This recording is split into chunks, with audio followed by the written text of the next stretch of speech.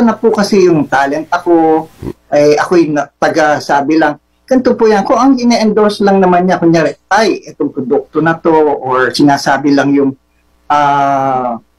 magpunta kayo dyan, maganda mag-makeup yan. Yung mga ganun po, walang problema yan. Pero kapag ang sinabi mo, ay, mag-ano kayo, magandang investment to, kasi kikita kayo ng ganito, kikita kayo ng 10% or something. Pagka ganun na po, yan na ho, involved na kayo sa buying and selling of securities. Kailangan rehistrado na po kayo.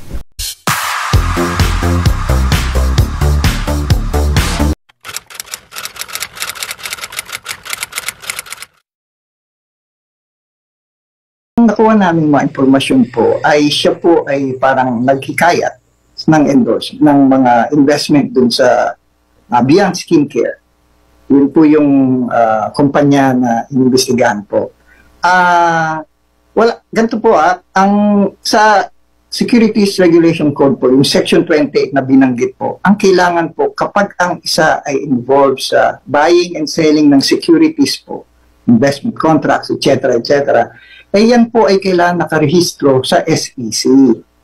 Bakit po kailangan rehistro yan? Kasi yung meron pong obligasyon yan, minemaintain po dapat integrity ng market, yung investment market, yung capital market na tinatawag, para pong pagka mas marami nagtitiwala sa mga produkto natin, sa mga securities natin, mas maraming mag-inganyo at additional investment opportunity po yan sa mga tao. Kaya po ang SEC po nire-require po, bukod po sa may secondary license yung kumpanya, tapos meron po yung mismong securities na ini-issue nila nakarehistro, pati po yung nagbebenta, kailangan po nakarehistro sa akin. Ay, depensa na po kasi yung talent. Ako'y taga-sabi lang, ganito po yan. Kung ang ine-endorse lang naman niya, kunyari, ay, itong produkto na to, or sinasabi lang yung,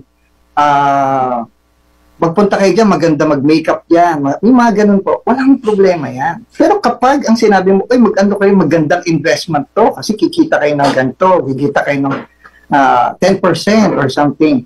Pagka ganun na po, yan na ho, involved na kayo sa buying and selling of securities. Kailangan rehistrado na po kayo.